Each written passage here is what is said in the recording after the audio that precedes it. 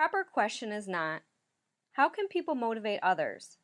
But rather, how can people create the conditions within which others will motivate themselves?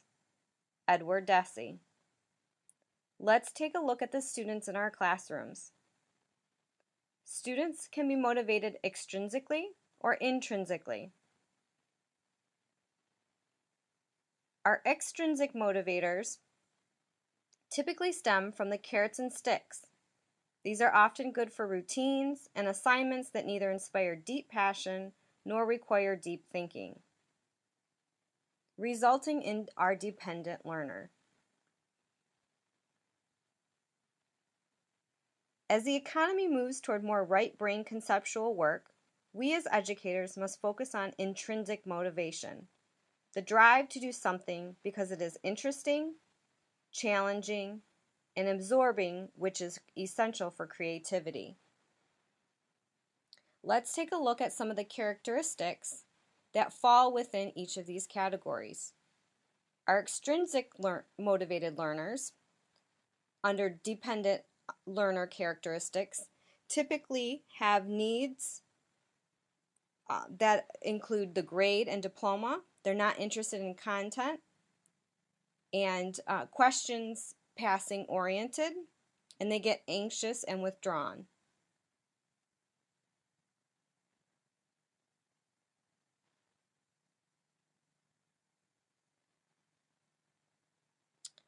Our extrinsic motivated learner, who is self-sufficient, is interested in passing, adjusts to requirement, not interested in building a relationship. Our intrinsic motivated students, who are dependent learners, are curious and ask many questions about the content.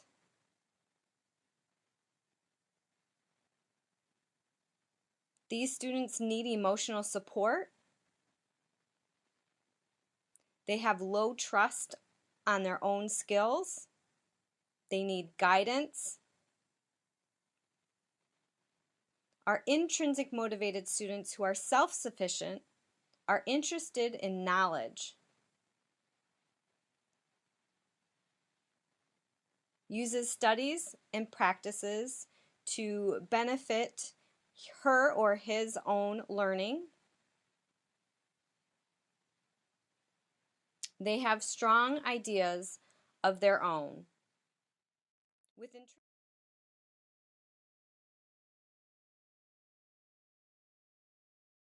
if we really want to get out of this economic mess, and if we really want high performance on those definitional tasks of the 21st century, the solution is not to do more of the wrong things, to entice people with a sweeter carrot or threaten them with a sharper stick. We need a whole new approach.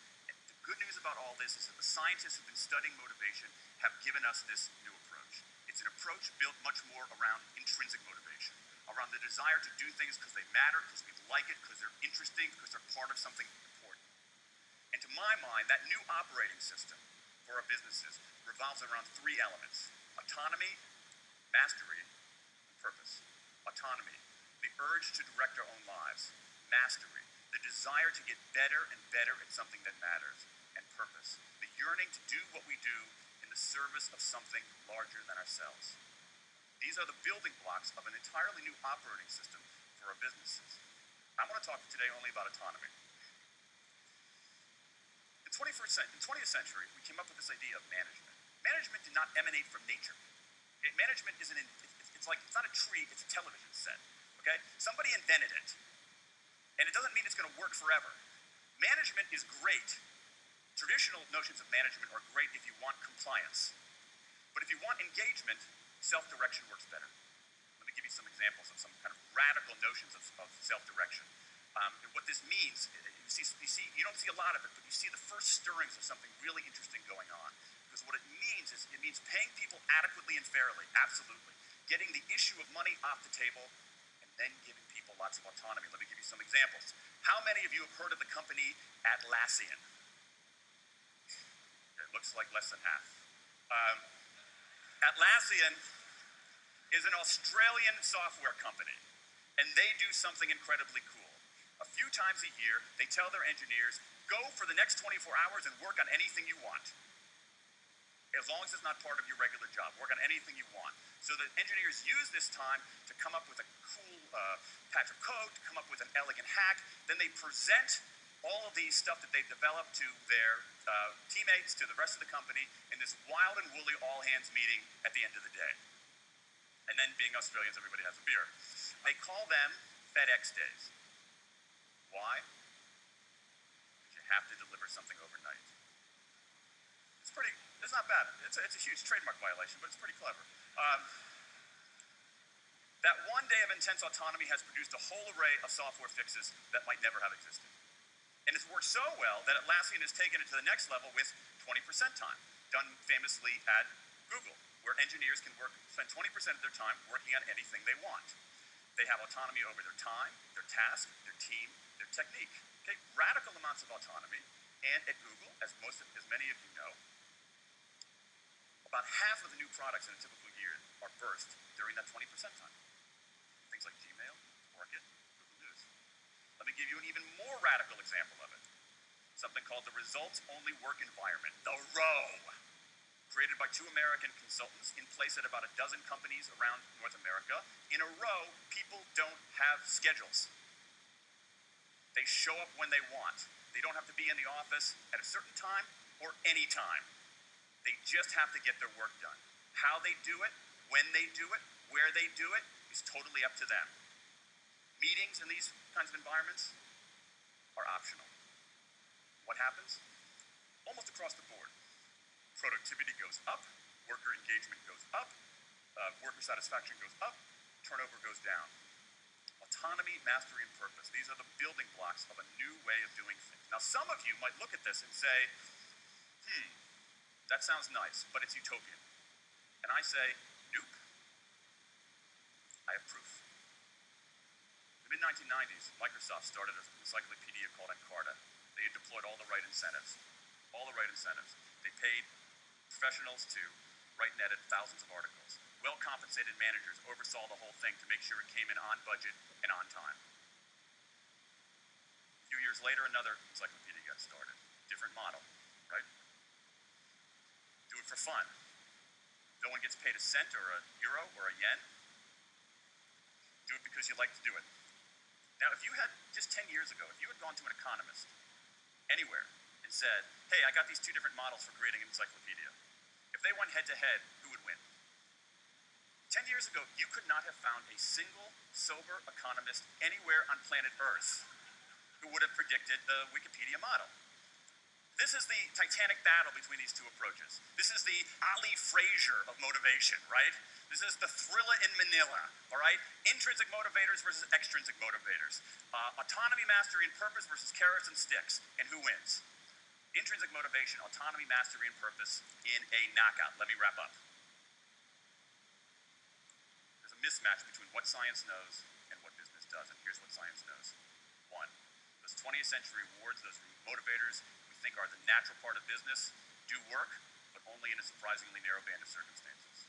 2, those if-then rewards often destroy creativity. 3, the secret to high performance isn't rewards and punishments, but that unseen intrinsic drive, the drive to do things for their own sake, the drive to do things because they matter. And here's the best part. We already know this. The science confirms what we know in our hearts. So, if we repair this mismatch between what science knows and what business does, if we bring our notions of motivation into the 21st century, if we get past this lazy, dangerous ideology of carrots and sticks, we can strengthen our businesses, we can solve a lot of those candle problems, and maybe, we can change the world. I rest my case. Now that we have heard from author Dan Pink, let's discuss some ways in which we as teachers can create conditions for intrinsic motivation in our classrooms by creating autonomy, mastery, and purpose. One example would be to implement a genius hour. This is similar to the FedEx Day or the 80-20 rule, where students have autonomy over their learning 20% of the time. One example would be if teachers provided one class period a week for the entire school year where students could work on a project that encourages them to pursue a creative interest. Students work independently or in small groups for the year to create a product-focused project. The end product is then presented to the class or entire school.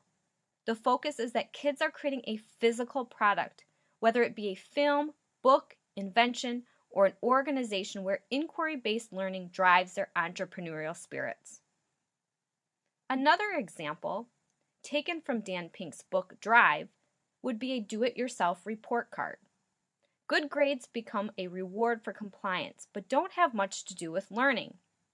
Ask students to list their top learning goals at the beginning of the semester.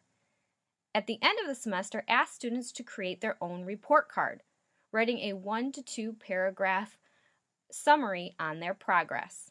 Compare and contrast teacher report card to student report card.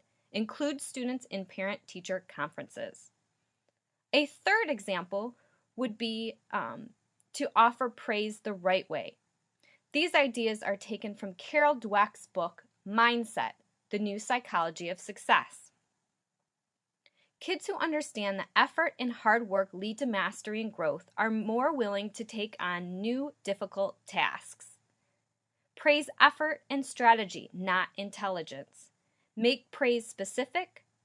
Praise is private. Offer praise only when there's a good reason for it.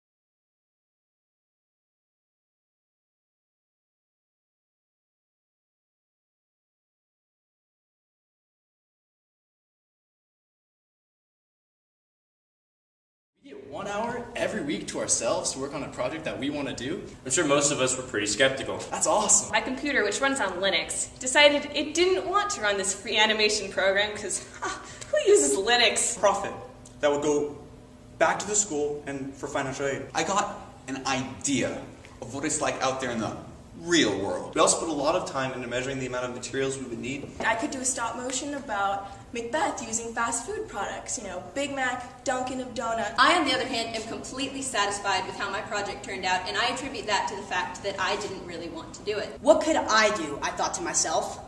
And then it hit me. How much parallel compression is too much parallel compression? It came to me.